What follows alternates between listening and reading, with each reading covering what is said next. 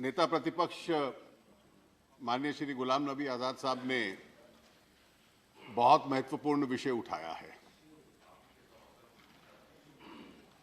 जिन companies और व्यक्ति के बारे में जिक्र किया है, मैं केवल 2-3 तथ्य स्पष्ट सामने रख दूं। उस कंपनीज को और उन व्यक्तियों को जो पूरी बैंकिंग सुविधा दी गई, जो आज विवाद में पड़ी है, वो पहली बार सितंबर 2004 में दी गई। उसको दोबारा रिन्यू किया गया 2 फरवरी 2008 को। उसके संबंध में किन हालातों में जब अकाउंट बिगड़ा हुआ था और फिर भी सुविधाएं दी गई, ये जांच के विषय है। सीबीआई इसकी जांच कर रही है। पहली बार इनका अकाउंट 30 अप्रैल 2009 को एनपीए हुआ। उस एनपीए के बावजूद भी 21/12/2010 को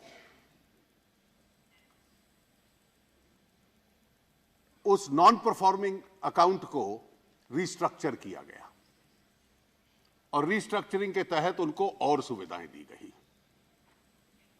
और इसलिए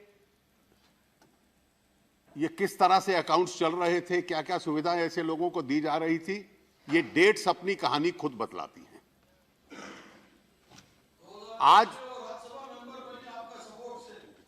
आज एनपीए को रिस्ट्रक्चर किसके सपोर्ट से किया गया? उस वक्त हम तो विपक्ष में थे। इस सारे के बाद आज की तारीख में 30 नवंबर 2015 तक इंटरेस्ट वगैरह मिलाकर 9,091.40 करोड़ ये टोटल लायबिलिटी उसकी है। जितनी भी बैंकिंग और फाइनेंशियल इंस्टीट्यूशंस हैं, उन सब ने अलग अलग कंपनीज और व्यक्तियों के खिलाफ रिकवरी की, अटैचमेंट की, जो कार्रवाई हो सकती है। और मेरे पास इस वक्त 22 केसों की सूची है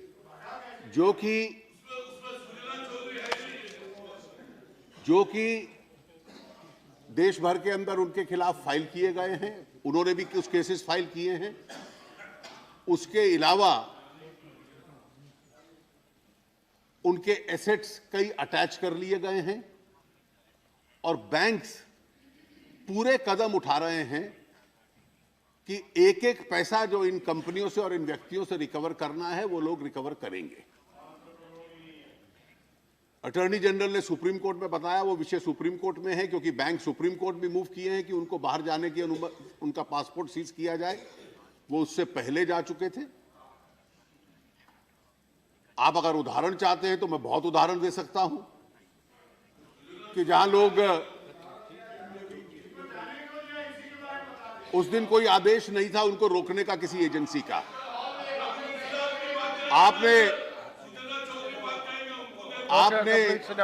आपने जो जिक्र किया, आपने दूसरा उदाहरण भी जिक्र किया कि ललित मोदी को क्या लाने के लिए क्या किया।